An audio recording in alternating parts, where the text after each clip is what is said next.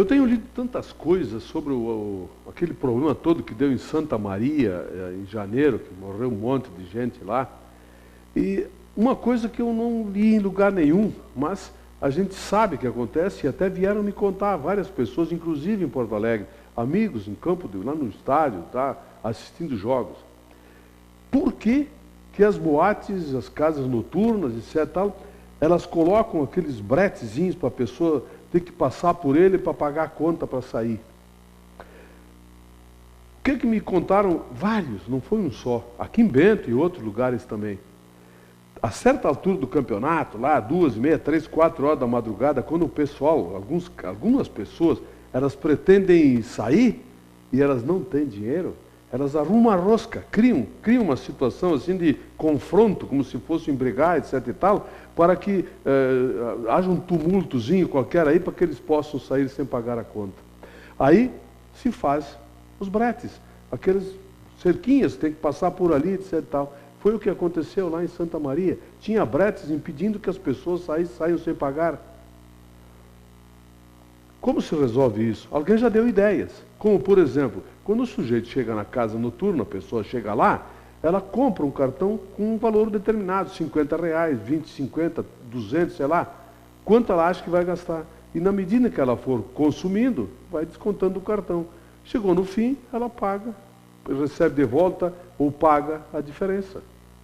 Acho que poderia ser feito isso para evitar esses bretes, para impedir que umas meia dúzia desses delinquentes que frequentam o casa noturno, que não querem pagar a conta, criem tumulto e aí provoquem aquilo que aconteceu lá em Santa Maria. Me parece que é por aí a coisa realmente. A Prefeitura de Porto Alegre chamou o Kiko, lá daquela série do Chaves, para nomeá-lo embaixador de Porto Alegre para a Copa de 2014. Já deu o maior bafafá, a maior rosca lá, pô, mas o Kiko, por que não pegaram outro, porque não sei o que, não sei o que.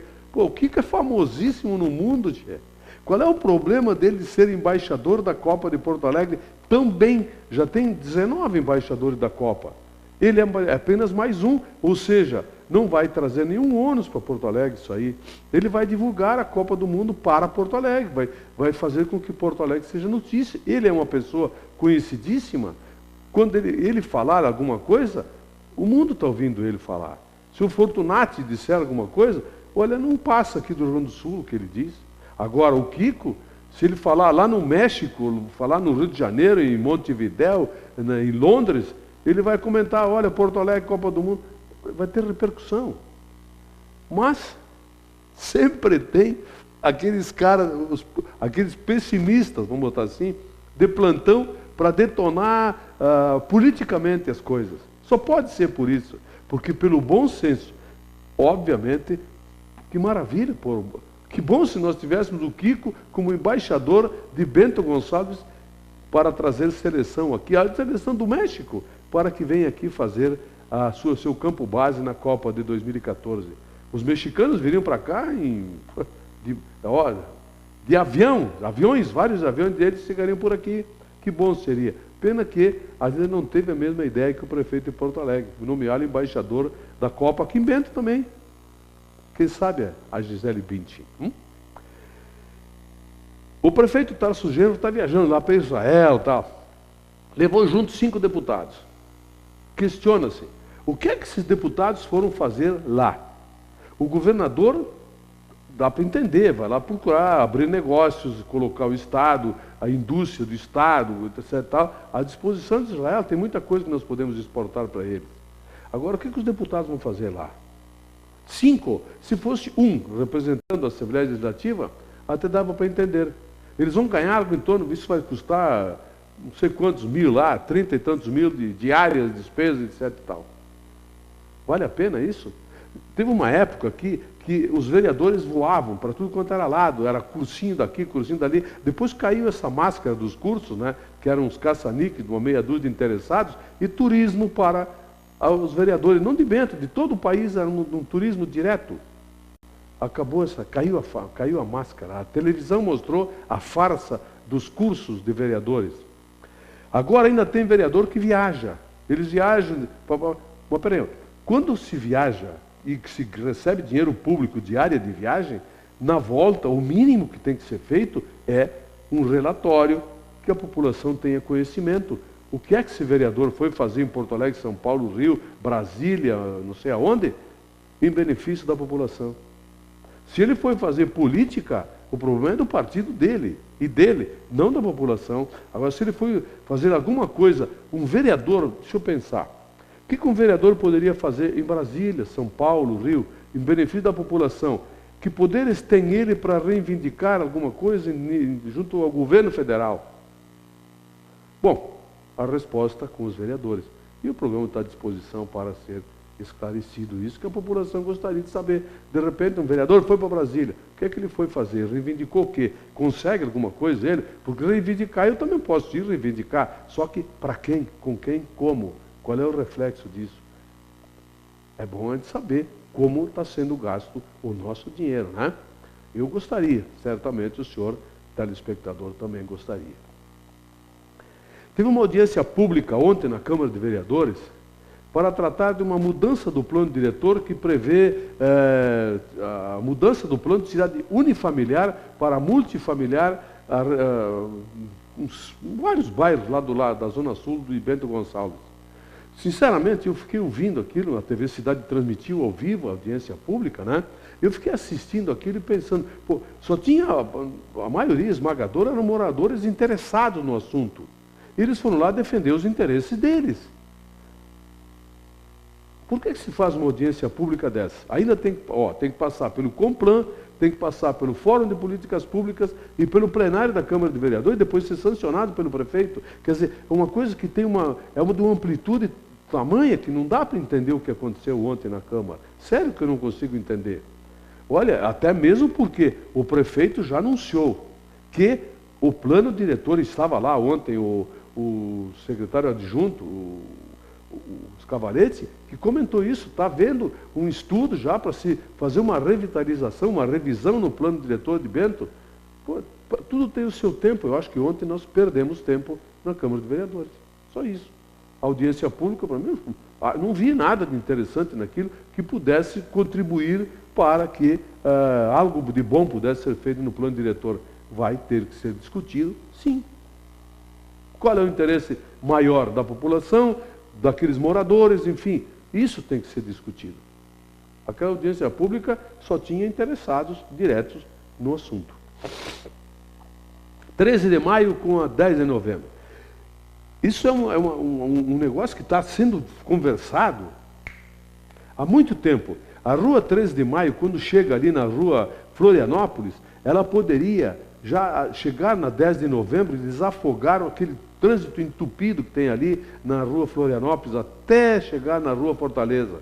Só que eu não sei como é que foi, alguém do IPURB autorizou uma obra ali e tal, num terreno que deveria ser desapropriado para que essa rua fosse construída, quem sabe com viaduto sobre a rede ferroviária, sei lá como, mas enfim, aquilo ali era algo de interesse público. Quanta coisa foi feita em Bento ao arrepio do interesse da população. Os proprietários do terreno têm que ser indenizados, sim, é direito deles. Agora, nós não podemos pensar Bento hoje. Bento é hoje para amanhã ou para a próxima eleição. Está na hora de se parar e pensar Bento para a próxima geração.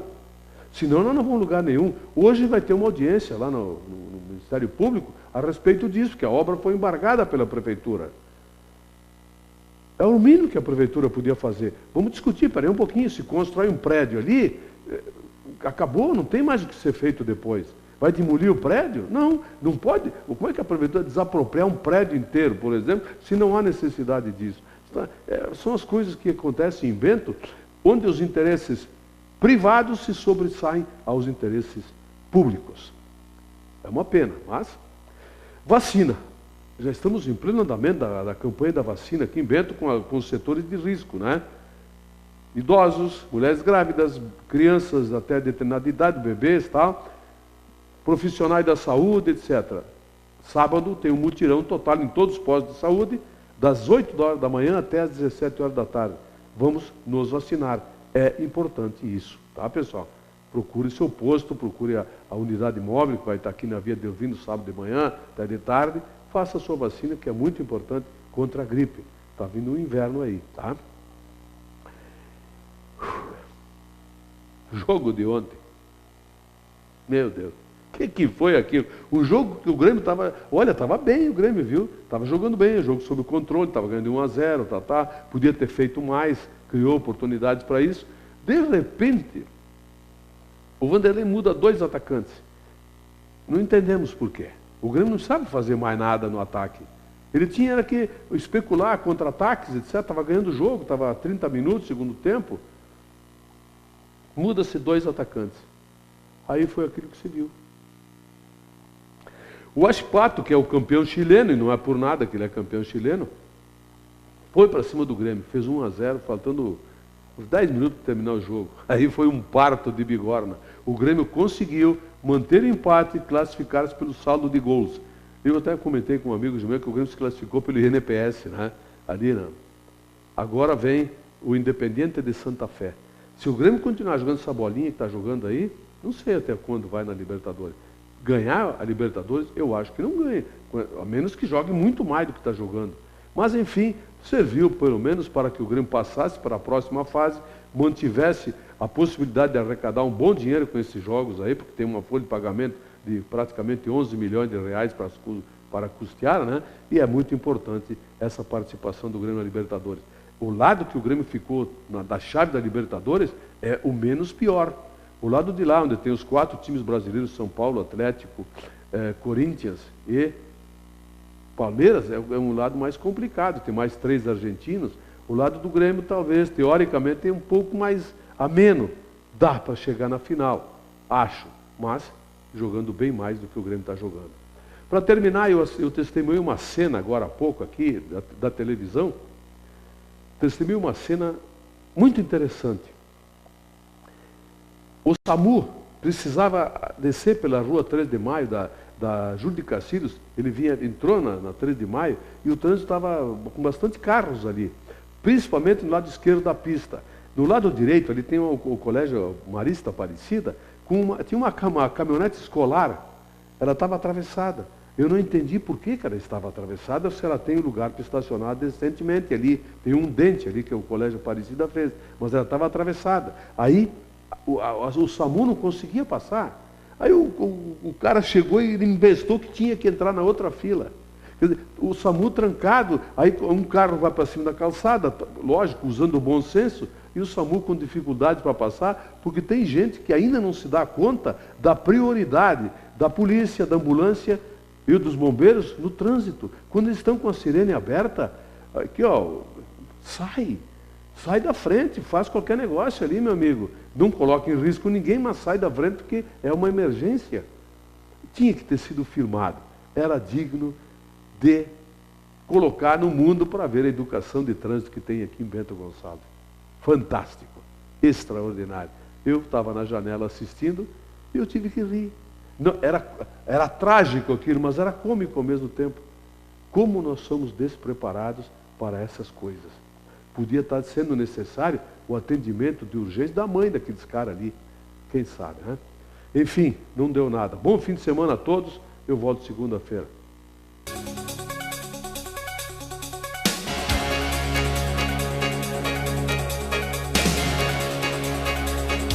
Opinião. Oferecimento Ludfor Consultoria em Energia. www.ludfor.com.br